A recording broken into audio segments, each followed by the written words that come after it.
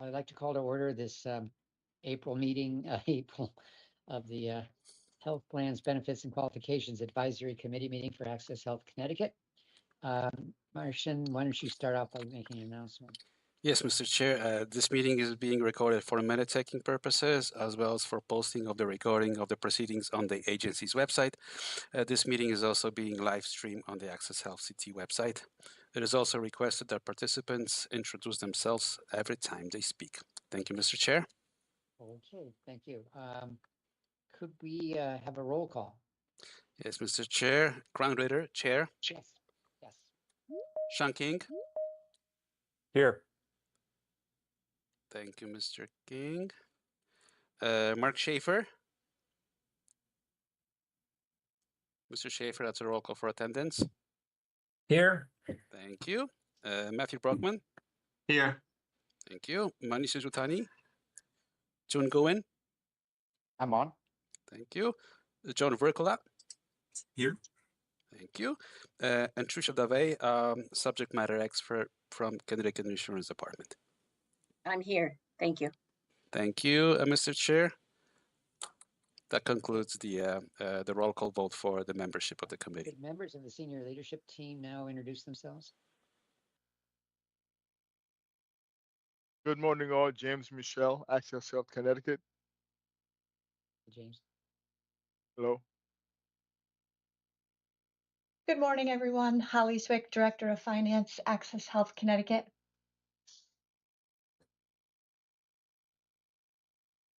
Okay. And Kelly Cody, Plan Management Manager. Okay. I think that's it for now. Any public comment? No, Mr. Chair, we did not receive any public comments today. Okay. So next, could I have a motion to approve the minutes from the March 25th meeting just a week ago? One of the board members, maybe, one of the committee members. Motion. This is two. Thank you, Two. Seconded? Second. Were there any changes or edits anybody like to make? If not, could we have a vote on that, please? Groundritter, Yes. Sean King, Yes. Mark Schaefer, Yes. Matthew Brockman. Mr. Brockman? I think, Mr. Brockman, you're muted. June Gowen, Yes. Manish Zutani, and John Vercola. Yes. Thank you. Motion passes. I'm a yes, sorry. Okay, thank you. All right, Thank you, Mr. thanks. Brockman. Appreciate it. Okay, I'll turn this over to Kelly now. Thank you. Follow-up. Yes, so we had a couple items that were of follow-up.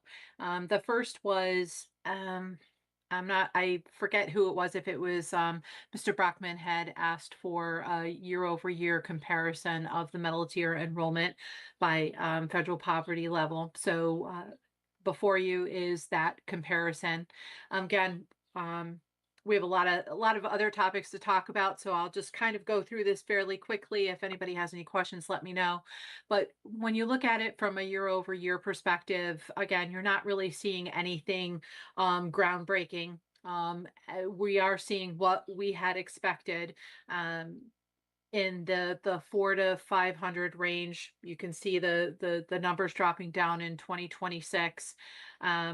You can see in the 350 to 400 FPL level, that enrollment did go up a little bit. So perhaps people's income changed from the 400 to 500 range down a little bit, which is possible. But nothing is really sticking out as being unusual. So just wanted to put that out there. If there are, sorry. Well, I had a I think I actually was quite struck by the findings. I think it's hard to compare the two side by side because you use different scaling on the left, stuff up to 35,000 on the left and 40,000. So at first glance, it looks like silver is for 150 to 200 is constant. But if you look at the numbers, it's an increase of 5,000. So if the scaling were the same on the two charts, it would make it easier to understand how things have changed. So I see a significant uptick in the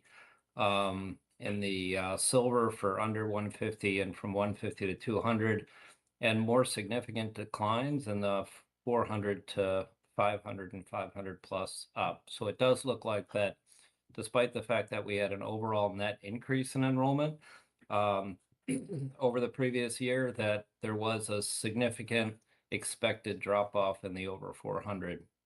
Yes, that was definitely a number that was expected. And you were correct. I mean, the numbers have gone up in the 150 to 200 range, but I think that is, a part of all the enrollment that we are seeing, in the Covered Connecticut arena. So again, yes, you're right, the numbers did go up, but it's not anything that is unexpected. So Mark, we will update the chart, the scales. So you get a better visual Yeah, about that that. would be. Yeah, Okay. we'll do that and get it out to the committee. And but to Kelly's point, the Cover Connecticut continues to grow as TMA, as people come off TMA. Most of them are going to Cover Connecticut, so we expect that to continue to grow over the years. That one concern I do want to give the committee a heads up about that we have. I think I sent a note to the board about this. That is that 350 to 400 that went up. Some people may have tweaked their income level below 400, right? Which is fine if it's real. We assume it's real for most folks. But one of the concerns that we have is that there's a cap for up to December 2025. There's a cap on repayment of over APTC amounts that you were entitled to. There's a cap. When you reconcile your APTC with the IRS and your taxes, there's a cap. For 2026, that cap is removed, which means that if your income is much higher than you had projected for when you apply for 2026, you would have to pay the entire amount between what you were entitled to and what you received. Whereas in the current 2025 was the last year that you were entitled, where there was a cap to protecting folks, in terms of what they have to pay back. And that was I believe that was part of the HR1, the HR1 bill that the president signed. Yeah. So, and we do have a strategy to communicate that going forward and throughout the year, making sure everybody's aware that you have to come in and update your income to reflect what you are, what what the changes are, what the new income level is. Just coming in up or down. If it's down, you may get some benefits, some more APTC. If it's higher, you protect yourself from having to pay a big tax bill to the IRS with no limits. And again, we have a whole strategy about communicating that throughout the year to our customers. But that might have been, some people just tweak their income so they fall below 100% to get something. We want to make sure that any risk associated with that they are aware what the exposure that they have. But Mark, we will update the chart so that the scales are identical on both charts. Yep. And my apologies for that. Thanks so much, James. Yes, sir. There were two other updates or two other requests for information. One was comparing the standard gold plan to all of the non-standard gold plans.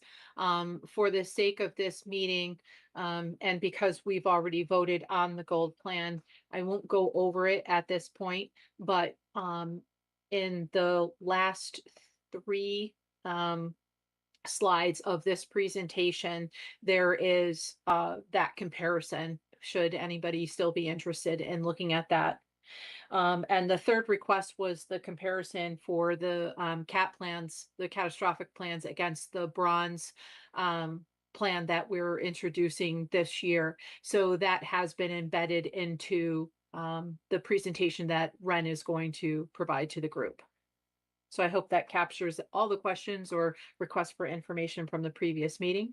If there aren't any questions, we could move on to Ren's portion of the presentation. Okay, Ren? Thanks. Hi. Hi, good morning, everyone. This is Ren Zong, consulting actuary from Wakely. So let's move on to the first slide about goal plan.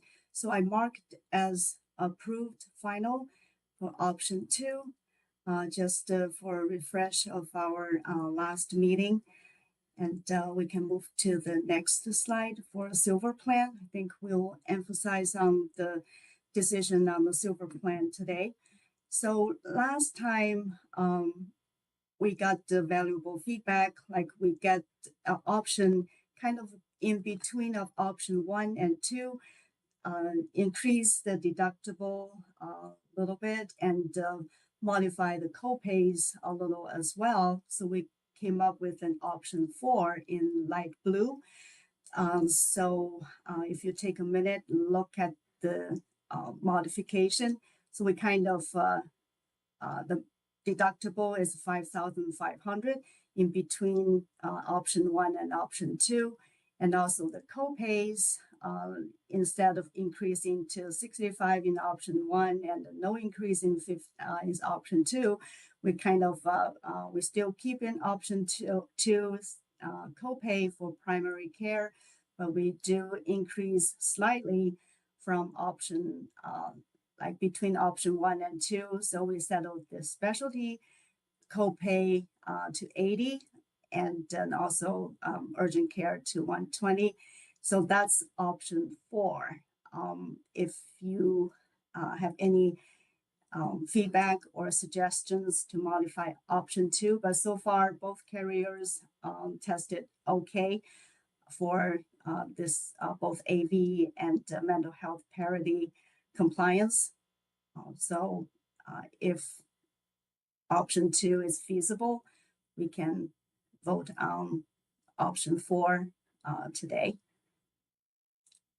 I can pause here a little bit and get any What feedback, do other insights. members, right? What do other members feel about the 3 options here? Or actually, there's 4 options now. Certainly, 3 and 4 are kind of the compromise options. So I'll weigh Any, in, Grant. opinions? I like the balance of the option 4 and think that that hits the right notes. Okay, any other? Well, I certainly think 3 and 4 are the 2 that are really. Mark, were you rooting for 4 there? What you said? Yeah, I'm sorry. I do like 4. I like the slightly lower medical deductible, and I think the primary care difference of 43 versus 45 is nominal. Yeah. And the urgent care is still a way better deal than going to the emergency room, so that not outrageous, but yeah. Okay. Should we look at the other silver plans first before we actually do a vote, I think? And was there any issue with, if we did take 4, are the other silver plans okay? They have to be at least 2% higher. Is that right? Right. Yeah, let's move on to next slide. Yeah, Look next at the slide, silver right. 73. So I marked the option 2 as approved preliminary because that one has the highest AV possible. So it's, the option 1, it won't meet that 2% difference criteria. Gotcha. So Right. yeah, we have option 2 as a better option now. So Excellent. actually we did the base plan kind of based on this option 2. So we make it 2% lower than option 2 of this 73%. So we are 2% higher, right? Yes. Got it. Great. I think, yeah, and this is 2% higher than option 4. If we chose option 4, Yes. this would be 2% higher. Excellent. Yes, correct. Okay. Wow. Seems to be like a winner then. Yeah. And the difference is only like $2 on the primary care, a few other things, but that's great. Mhm. Okay, thank you. Let's go on to the 87. Yeah, this 87, I think it's the simple one, have very few changes. And I think we were talking about approving this one, and I just recommended, yeah, let's do the silver altogether. So I think this one I marked it preliminarily approved as well. Okay. Any comments? And Looks good. Looks good from my endpoint. Good. yeah, okay, then let's move on. Let's move on 94. to 94. Yep. Yeah, this one, there are two options. One is we increase the out-of-pocket maximum and to keep the copays the same. And the option two is, yeah, we kind of increase the move slightly, just kind of a little balanced increase copay slightly. And so we need to vote down this one, option 1 or 2. Okay, so this is your typical choice. Do you raise the out-of-pocket max or do you raise the copays? What does Yes, anybody yeah, else- because deductible is 0 already. Yes. How does anybody else feel about that?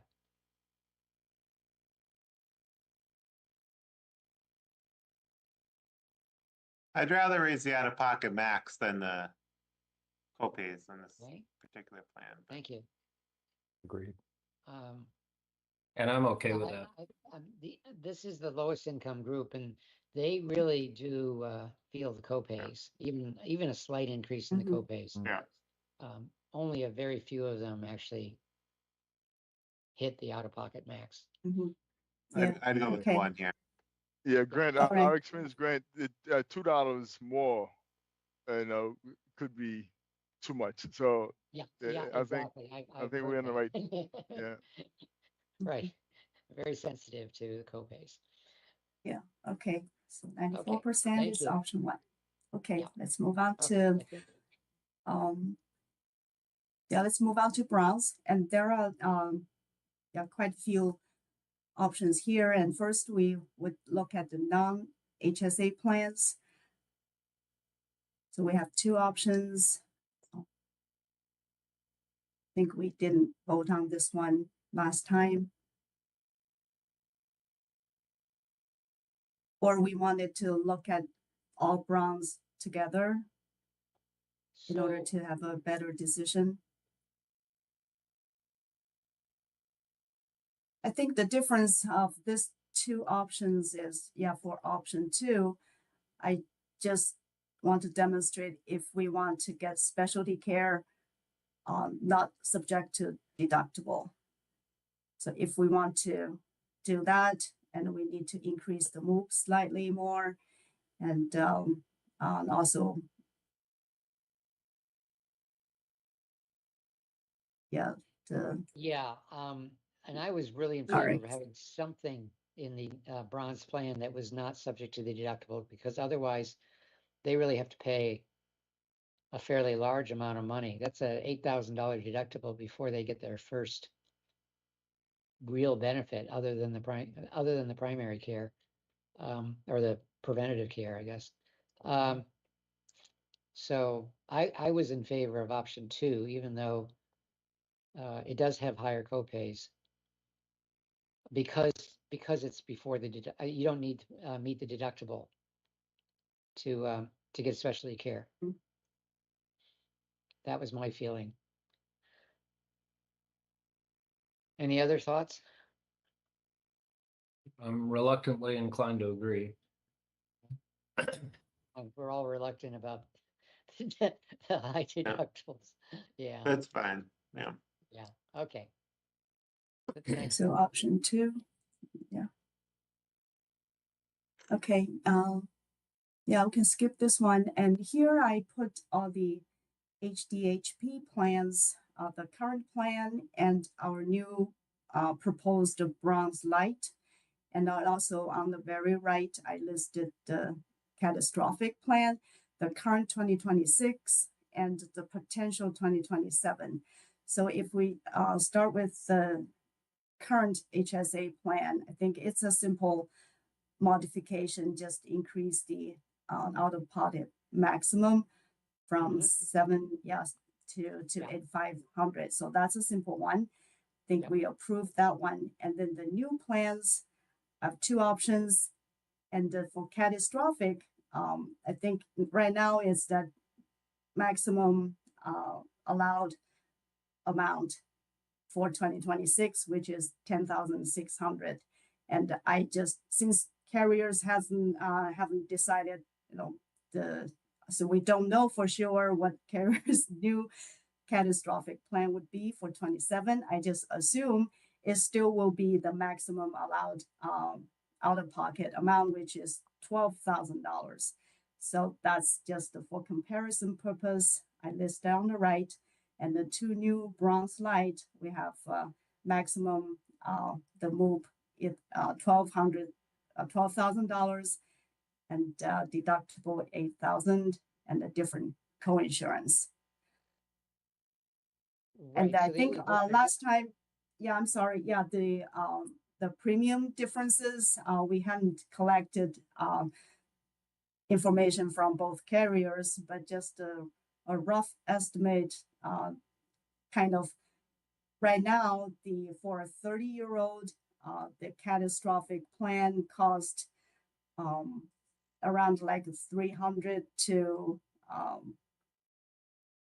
I think it's $500 to $600 for for a 30-year-old. No, let me see. Let me look at my note. Oh, it's like $300 some for the catastrophic plan. But if they age out, it will cost like $500 to $700 when they age out currently. So if we have a bronze light plan, the difference might reduce to like half, like only between $150 to $250 difference. But again, if the potential 2027 catastrophic plan, the deductible increase to $12,000, that gap will be widened again. So it might be still, I would guess, like between $300 to $400 difference if the new catastrophic plan get a lot leaner as well in 27.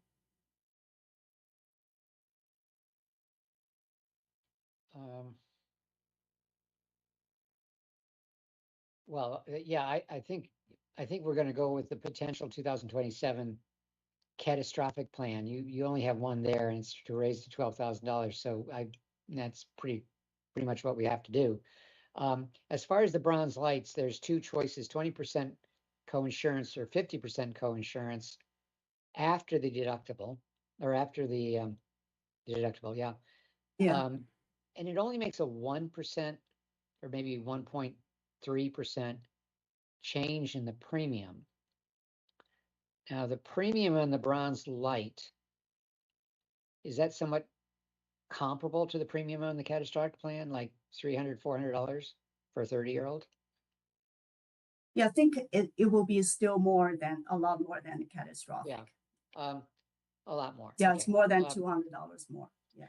Okay. Right. And so the purpose of this, though, was to bridge those people who may not be eligible for a catastrophic plan or choose to go into a bronze plan, and also be APT. Sheesh, that's a hard acronym to say this morning. The tax credits, let's just say, where they wouldn't necessarily be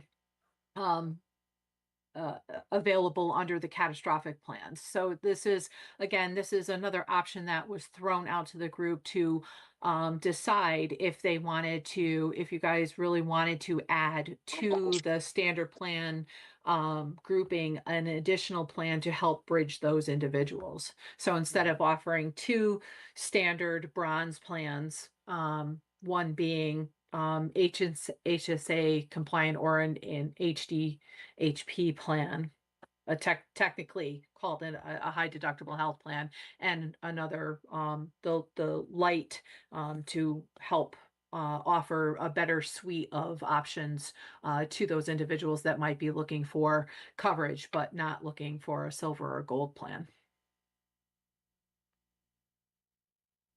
Well, it does appear to Great. me that option one on the light is better than option two, just because 50% copay is, or coinsurance is a pretty high. That's, Grant, that's coinsurance on inpatient care. Is that what that is? Well, that's a good question. Yes, It actually follows all the way down for the diabetic supplies, the other medical. It's consistent all the way down.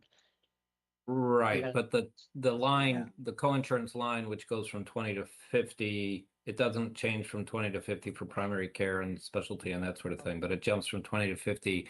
That second line is specific to inpatient care, Yeah, right? it's only, yeah, right. It still stays 20% for the. And is that not after deductible? In other words, that's Both. immediately applicable?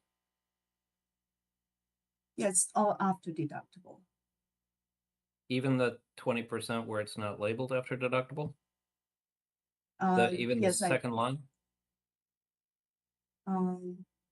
after deductible, which second line? The Oh, second yeah, line is yeah. Cohen's. Yeah, over here, yeah, 20 and, yeah. I'm sorry, Mark, what was your question, Mark? The Well, 20%? there's the first line is combined medical and pharmacy deductible. The second line is coinsurance. And I assume Right. coinsurance is not copay, it's specific to inpatient care. And it's the only line that's not labeled after deductible, which leads me to believe you immediately get the benefit of the 20% on inpatient care. And if that's the case, it makes it a substantially better option to have the 20% than the 50%. Yeah, I Although think, yeah, the default is all after deductible. in the fourth line, Mark, in that bucket of words is inpatient hospital. And it appears, so I'm not sure what coinsurance versus the inpatient. I guess I'm lost there. Yeah, so thanks for pointing that out. I didn't see that. It's And all either after. way, that's after deductible. It's 20% in both places after deductible. Yeah, right. So, okay. Well, I still think the 20% is a better deal. Okay, Since so, it does raise the premium, but probably not by enough to make up for the 50% for so many of the services. yeah, yes, I agree. So option just for one. future reference, Grant, it would be great to asterisk and spell out then what the coinsurance applies to, because it's not clear to me. Yeah. Like if it's 50% on basically no services remaining outside of the wordy bucket, then it's not material. Yeah, I'm not sure what Okay. all other medical means, to your point, Mark. What's coinsurance then all other what's left? It's probably home health and chiropractic services, things like that, maybe. And drugs. They got chiropractor in the bucket. So Rand, can you define when we say all other medical? Oh no, I see. You are one of the insurers, and Yeah. what exactly what does that cover? Okay. Yeah, Yeah. yeah, you're right. A lot of things are in that second. Okay. Okay. Well, I mean, are we able to clarify that for the committee members? What do we mean by all other medical? Yeah. Okay. I'll come up with a clarification on that. I think this was maybe in the benefit summary sheet.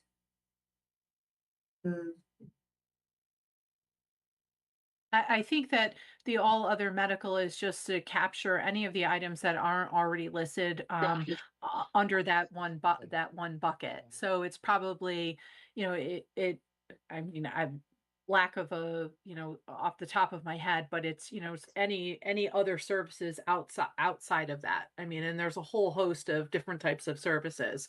So I think these are, the more prominent services that are outlined. These are the services that we as the committee identify as the core services in the plan design that are offered through Access Health that we talk about here. But there are many other ancillary services that are provided, which couldn't possibly be listed on the list, but it wouldn't be, the big services such as inpatient hospital or outpatient services types of scenarios. I don't know if anybody from Anthem or Connecticut wants to interject if they have any thoughts or commentary on that as well. But what about the co-insurance versus all the things listed? What is the primary subject of the co-insurance? I think historically, just listing the co-insurance at the top is just to give you an idea of what the benefits, what co-insurance level would be applied to all the other services. So I think it's just, it's pretty, I think it just goes in line with all other medical line. That I think that's all the intent of it. Okay. Well, another important issue is the drugs. If you look down at the drug line, that matches the co-insurance line. I think it's telling you about the drugs co-insurance, if nothing else. And the diabetic service supplies. No, because Grant, because one's after deductible and one's not on co-insurance versus all those other lines. I think historically the co-insurance line that was put there was more for a visual for you just to see what the overall co-insurance level could be for the plan options. It's not aligned with, I think it's just a something to look at, but not, it doesn't apply to every single benefit line that's on there. So that's why, under the primary care, it says 20% co-insurance after deductible. And all other, it says the 50. So I don't think we need, I think for the intents and purposes of looking at this exhibit, the co-insurance line is somewhat irrelevant. The focus should be on the specific lines that identify what the services are and what the member cost share amount is. So thanks, Kelly. Yeah, I just want to clarify. Yeah, the co-insurance by default is after deductible. So if it's before deductible, it will be specified like co-insurance before deductible. Otherwise, it's after deductible.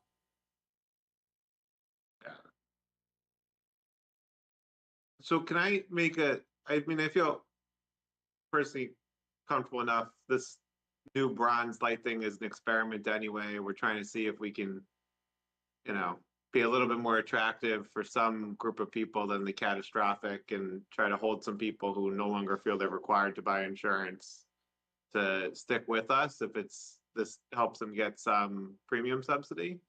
So I feel confident enough on going with option one.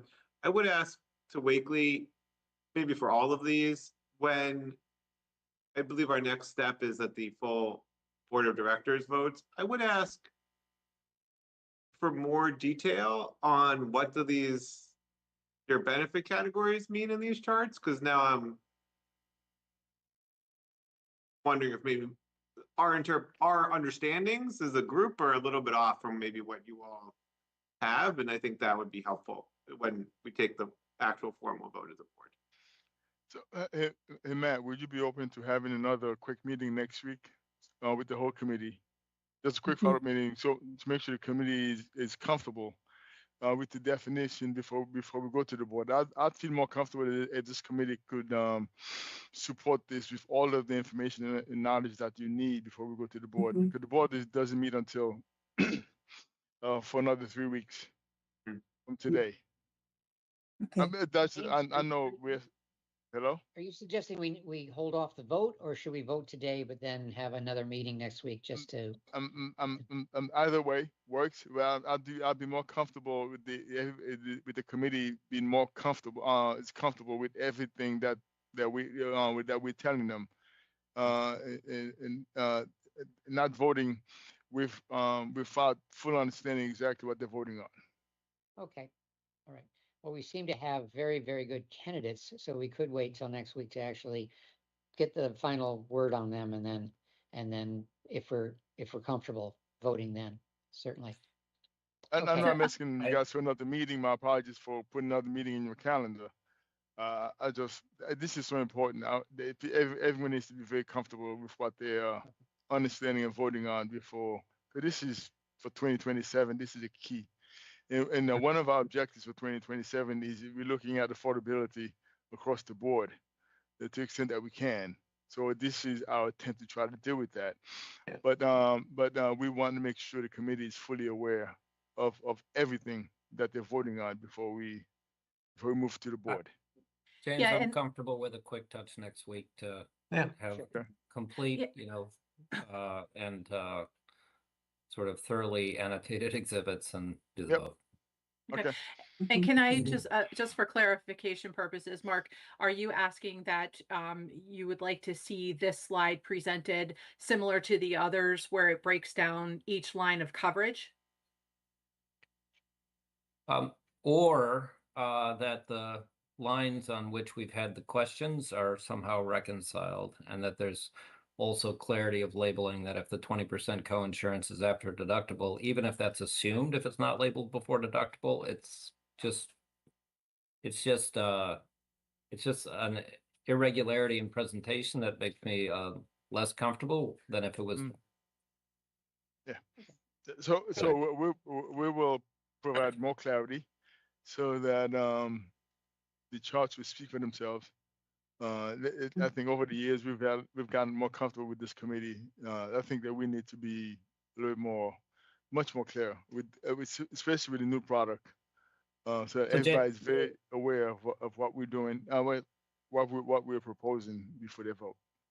And James, that was just my opinion, so it may be that other committee members would prefer a format that sort of break things out like the others. I'm fine either way. Okay. Yeah.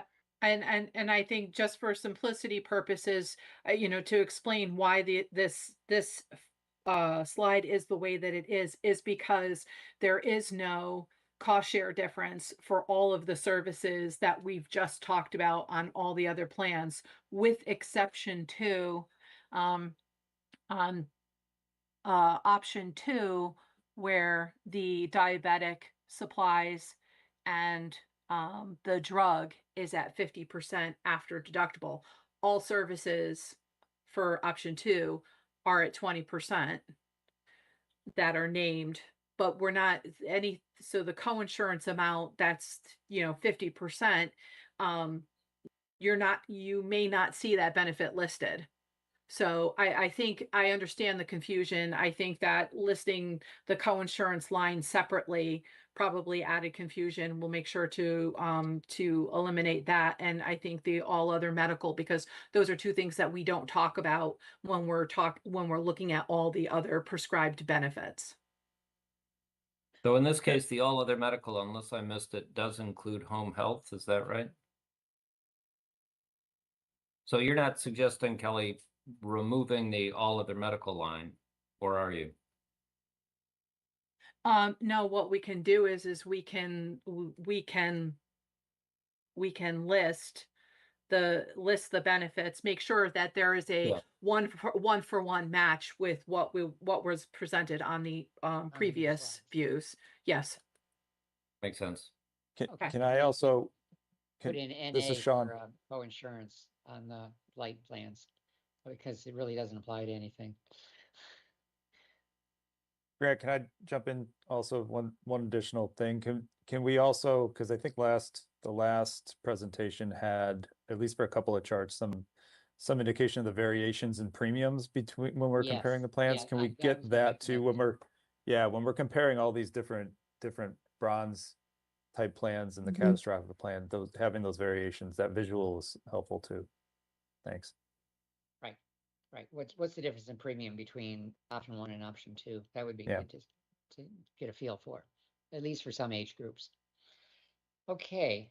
All right. Well, what I'm hearing is we'll touch base next week to actually vote on these, but we do seem to have a pretty good feel for which ones we want, but we just want a little more clarification as we present them to the board, particularly. Okay. And Grant, is this one particular that's Yeah, that's this one is the one. I think the that we need to silver provide plans more actually- clarity? Right. Yeah, we actually have a good idea for the silver plans.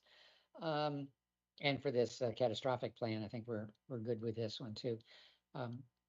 Do we want to move on to the dental plan? Okay. Okay, for the fun plan. So this is the standalone dental plan. What I'm presenting to you is the 2026 enrollment by coverage level. And so what I mean by coverage level is we have different levels offered through the issuers. There's a preventive care only. There's a plan with preventive care and basic restorative services. And then there's a full coverage plan, which is includes preventive care, basic and major restorative. Excuse me.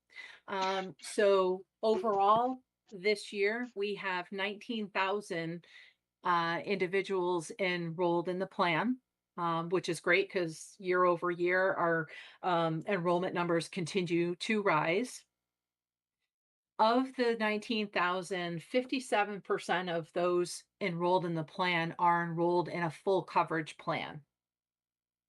So looking over at the side, I broke out the non-standard plans enrollment to the standard plan enrollment. And as you can see, the majority of the enrollment is in a non-standard plan. It's about the enrollment in the standard plan, which is a full coverage plan, makes up about 15% of the total dental enrollment. And if you compare it to just the enrollment of the full coverage plan, it makes up about 27%. So it's about a quarter of the membership that's enrolled in a full coverage plan. I will comment here that our preventive only plans, that enrollment could be higher, but several of the health plans that are offered through Access Health also include preventive care for adults, as well as dental coverage for pediatric services. So some of those plans that have the adult benefit may be detracting people from enrolling in the standalone dental plan because it's embedded in their health plan. To the right of the view are 2026 rates. They are broken down. The first column is pediatric rate, which is age 25 and below. And then there's adult rates, which is age 26 and above. So that's how they're broken out. They're in the order of coverage level, meaning preventive only, preventive and basic, preventive, basic, and major. Anthem offers two full coverage plans, which is the family plan, and then our standard option. CICI offers just offers the standard plan, but also offers the preventive only care. And then Guardian offers the same types of plans that Anthem does, offering the preventive only, preventive basic, and then full coverage, two plans that are full coverage. So as you can see here, the standard plans, the pricing for our standard plans is a little bit higher than the non-standard plans. But people are still enrolling in those plans, so they obviously like the level of coverage that they get. Any questions on this slide before we move on? Okay, we can go to the next slide. So as we talk about each year, CMS reviews the annual limitation on cost sharing, and that is reconciled by them. So we have the ability to increase these amounts each year. I want to remind the group that this only applies to the pediatric portion of the benefit, does not apply to the adult portion. In 2026, the amounts did increase to $425 for one child and $850 for two or more children. At that time, the HBBQ recommended the amounts stay as they have been since 2016, and they remain at $350 and $700. For plan year 2027, after CMS's review of the data, they have allowed that the amounts could be increased up to $450 for one child and $900 for two or more children. For the sake of conversation, these amounts we do not have to change the amounts. We don't have to go to the maximum amount if we don't want to. And we did reach out to both issuers to ask if we were to make any plan changes for 2027, and decided to increase from the $350, $700 to the max, the $450 to $900. It is on average worth about $1 PMPM on the pediatric rate. So it's pretty insignificant, but wanted to share that with you. Before we go to the next slide, are there any questions? Is it safe to say that your recommendation is just stay with 350, 700? Well, if we go to the next slide, we did come up with a couple options just to throw out to the group for consideration. There have been no plan changes since 2016. So we wanted to put something out there to you to look at. It doesn't mean that we need to make any changes. The enrollment is, as shown on the other slide, the enrollment is I wouldn't say significant, but there's a good portion of the individuals that are enrolling in that full coverage plan. Obviously, our enrollees want the full coverage. They don't, the majority of the membership is in those full coverage plans. So what we did was we asked both issuers to provide pricing as it relates to making some minor benefit changes. One of them is increasing the out-of-pocket maximum on the pediatric benefit only to the $450 in both options. And then under both options, changing the diagnostic and preventive services from zero copay, and the deductible doesn't apply, to leaving it zero copay, but after the deductible. Please note that the deductible under both options is $60 and it maxes out at $180. The other change or pricing request was changing the basic services from 20% coinsurance after deductible to 25% coinsurance after deductible in option 1, and then option 2 bumping it up a little bit further to 30%. These changes don't have a significant impact on the overall pricing. From option 1, if all of those options were changed, you're looking at potentially an estimate of, and this is looking at 2026 rates, it's not looking at 2027, but you're not going to see more than a $6 change for the pediatric rate, or a reduction of $6, or a reduction of $4 on the adult portion of the rate. For option 2, that change in benefit on the pediatric portion, you might see an estimated $7 change, and then on the adult, it would be maybe around $5. So again, overall, it's really not that significant of a an impact to the rate. So, but I wanted to throw it out to the group because I know that cost has been something that everybody is kind of focused in on. I wanted to throw out some options, but not necessarily looking to make plan changes, but wanted to inform the group if we did make these changes, what the impact to the rate might be.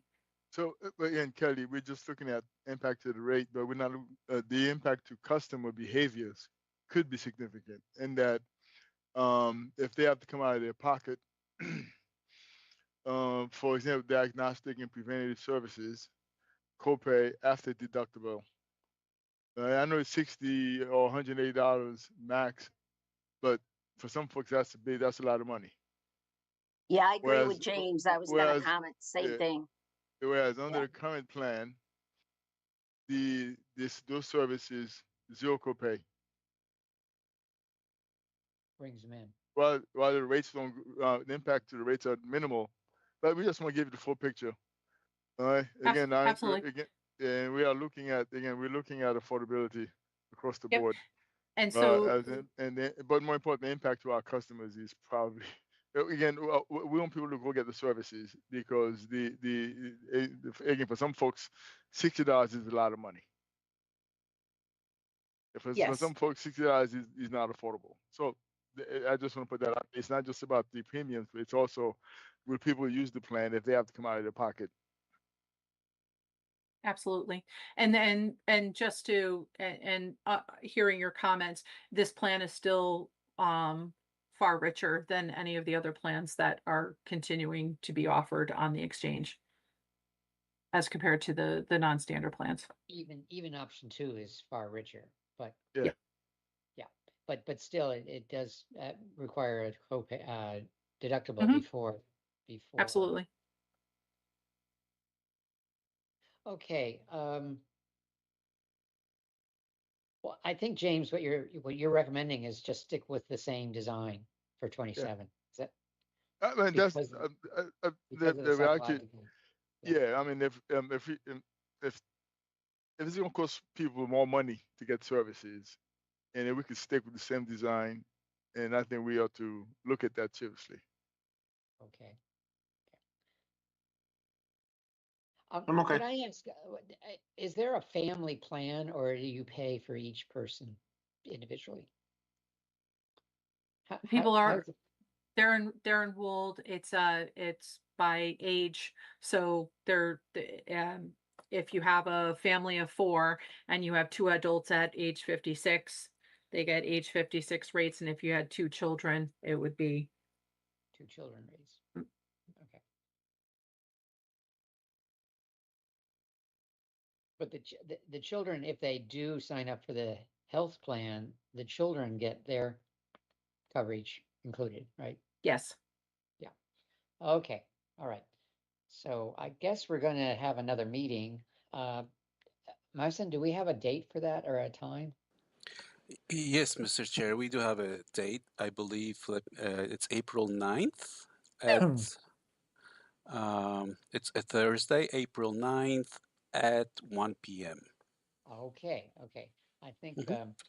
we're gonna get a little more detail then and vote on all these plans then. I mean, we have a pretty clear idea from what we've heard today, which ones we want, but we do want to have a little more detail on them to make sure what we're voting for.